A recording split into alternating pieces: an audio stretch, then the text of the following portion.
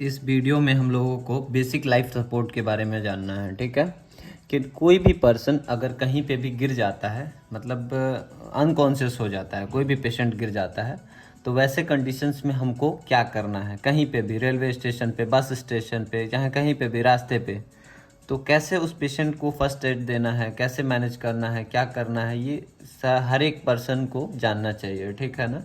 Even सबको सिखाया जाता है, ये पुलिस वालों को सिखाया जाता है, एक कॉमन आदमी को जानना चाहिए। हमारे घर में कहीं गिर गया कोई पेशेंट, तो हो सकता है उसको कार्डियक अरेस्ट हो, कैसे करना है, उसको मैनेज करना है कैसे, तो ये चीज़ें सीखेंगे।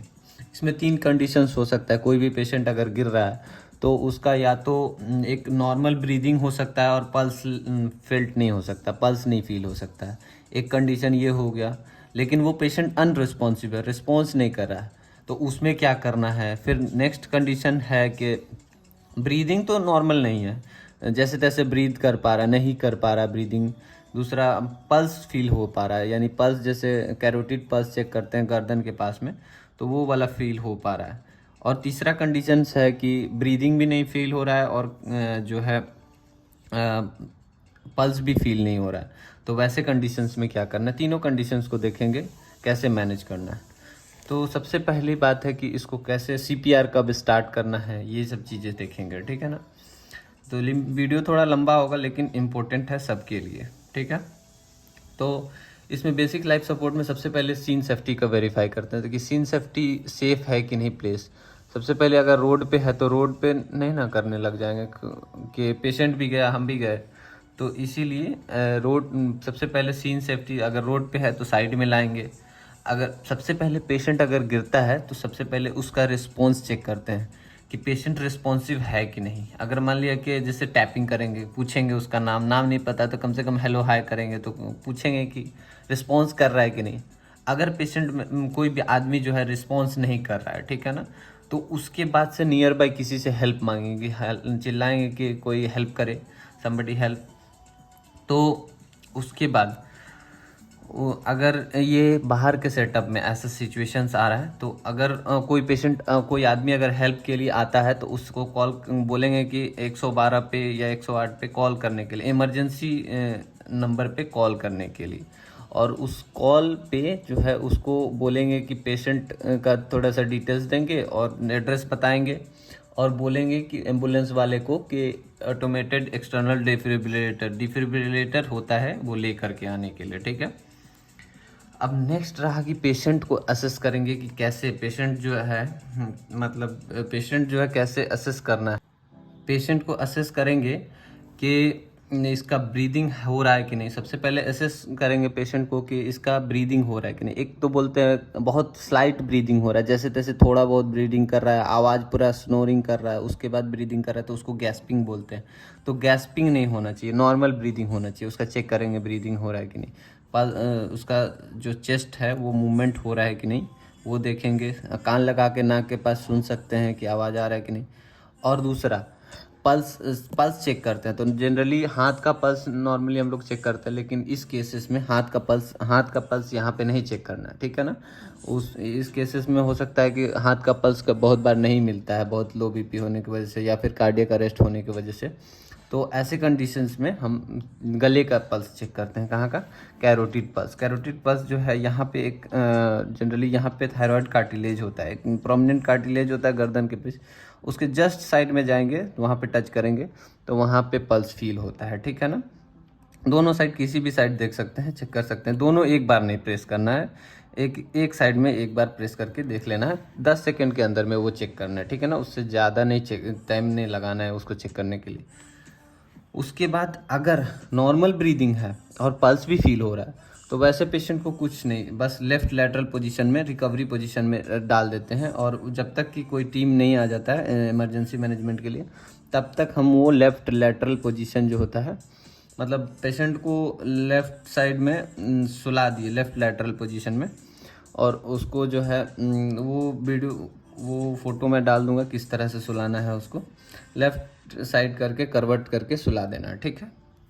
और नेक्स्ट वाला, अगर नॉर्मल ब्रीदिंग प्रेजेंट नहीं है, ठीक है ना, लेकिन पल्स फील हो रहा है, यानी ये गैस्पिंग कर रहा है पेशेंट, जैसे तैसे ब्रीथ कर रहा है बहुत मुश्किल से, तो वैसे कंडीशंस में क्या करते हैं, अगर हमारे पास अम्बू बैग है तो 10 रेस्क्यू पर मिनट जो है 10 रेस्क्यू ब्रीज पर मिनट जो है देते हैं, एक रेस्क्यू ब्रीज देते हैं पर 6 सेकंड में। और अम्बू बैग से क्या करते हैं, एक अम्बू बैग होता है उसको जो है पुश करते हैं और जो है उससे ब्रीदिंग मिलता है पेशेंट को, और उसका हर 2 मिनट पे जो है पल्स चेक करते हैं। अगर पल्स नहीं मिला तब स्टार्ट कर देंगे सीपीआर देना, ठीक है। और अगर ऐसा पेशेंट जैसे कि कोई ओपियोइड पॉइजनिंग जैसे मॉर्फिन वॉर्फिन वगैरह लिए रहता है, चाहे कोई भी ड्रग एब्यूज़र्स है, तो वैसे केसेस में रेस्पिरेटरी डिप्रेशन होने का चांसेस रहता है। तो वो लोगों को नैलोक्सोन जो है ना, वो नैलोक्सोन ट्रीटमेंट होता है उसको दे देते हैं, ठीक है। अगर वो अवेलेबल रहा तो, नहीं अवेलेबल रहा तो कोई दिक्कत नहीं है, ठीक है ना। अगर अब नेक्स्ट केस है कि अब ब्रीदिंग भी प्रेजेंट नहीं है और पल्स भी फील नहीं हो रहा, यानी ब्रीदिंग प्रेजेंट नहीं है यानी कि बहुत ही स्लाइट ब्रीदिंग कर पा रहा है, जैसे तैसे बहुत ही लेबर्ड ब्रीदिंग कर पा रहा है, गैस्पिंग उसी को बोलते हैं कि बहुत मुश्किल से थोड़ा बहुत ब्रीथ कर पा रहा है, मतलब सांस ले पा रहा है, ठीक है ना। और पल्स भी कैरोटिड पल्स चेक किए, पल्स भी नहीं मिल रहा है, ठीक है ना। तो वैसे केसेस में जो है ना कि क्या करते हैं कि इसको जो है सीपीआर देते हैं, और ये सीपीआर कैसे देना है ये चेक करना है, ठीक है ना। ये हाई क्वालिटी सीपीआर बोला जाता है। तो इस हाई क्वालिटी सीपीआर का कुछ क्वालिटीज़ होता है, जैसे कि इसमें सबसे पहले तो सीपीआर का लोकेशंस क्या होना चाहिए। तो लोकेशन जो है, एक छाती के बीचों बीच एक हड्डी है, इसको स्टर्नम बोलते हैं। स्टर्नम का सबसे लोएस्ट पोजीशन से यहाँ से 1/3 पोजीशन पे, लोअर 1/3 ऑफ स्टर्नम पे चेस्ट को ये फिंगर को इंटरलॉक करते हैं। डोमिनेंट हैंड को नीचे रखेंगे और उसका ये पर प्लेस रखेंगे उसका चेस्ट के पास, और इसको इंटरलॉक करेंगे। और ये हमारा एल्बो जो है ना, एल्बो सीधा होना चाहिए, मतलब ये यहाँ कोहनी के पास में टेढ़ा नहीं होना चाहिए एकदम।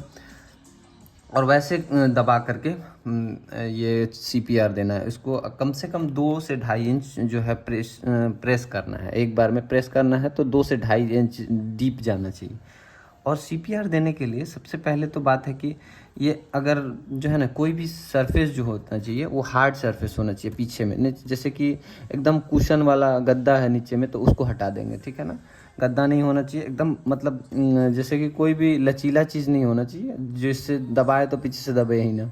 तो हार्ड सरफेस जो भी अगर बेड वेड टाइप का है तो उस पर लेटा देना है, ऐसा नहीं कि खटिया टाइप का जगह पर लेटा दिए।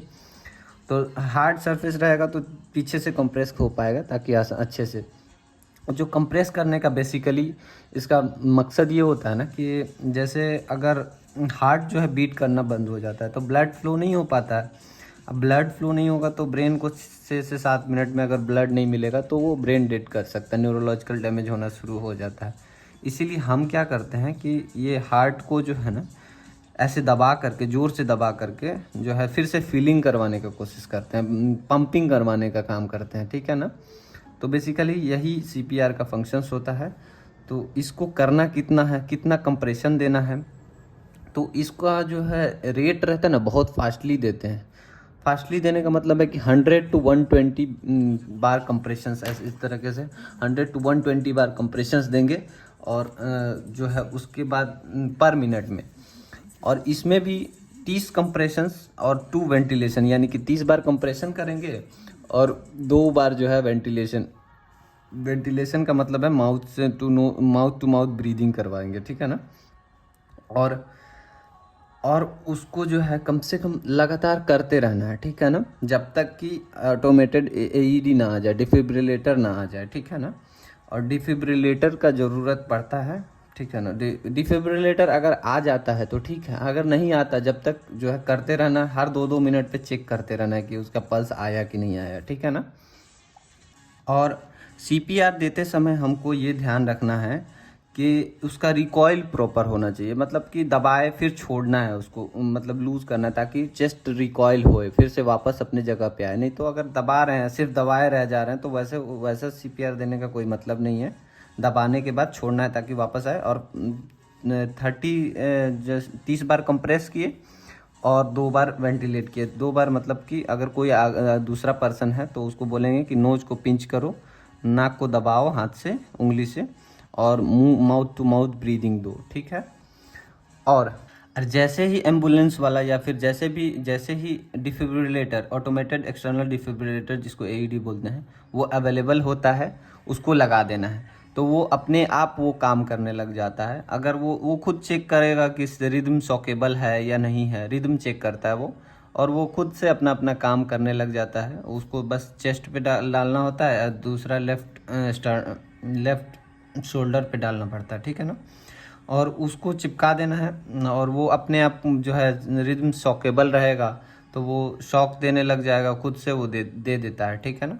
और जैसे ही वो देगा तो वो खुद बोलने लगता है कि अब मतलब मैं शॉक देने वाला है, इसमें ऐसे करके वो उसमें बोलने लगता है, ठीक है ना। शॉक देने के जस्ट बाद जो है फिर से उसके बाद सीपीआर वो बोलेगा, you can resume CPR for 2 minutes. 2 minute के बाद फिर 2 मिनट तक सीपीआर रिज्यूम कर सकते हो, फिर से कर सकते हो। शॉकेबल रिदम क्या क्या होता है, जैसे कि पल्सलेस इलेक्ट्रिकल, शॉकेबल रिदम होता है पल्सलेस वेंट्रिकुलर टेकीकार्डिया, और दूसरा होता है वेंट्रिकुलर फिब्रिलेशन। अगर ऐसा कंडीशंस होता है तो इसको शॉकेबल रिदम बोला जाता है, ठीक है ना। उतना डिटेल्स में नहीं जाना है, ये बस ये खुद कर लेता है, ये एईडी खुद कर लेता है, ये वाला जो काम है वो खुद बताएगा आपको कि अभी मैं शॉक देने वाला हूँ, आपको हट जाना है, सीन सेफ्टी मतलब नहीं तो शॉक लग सकता है, ठीक है ना।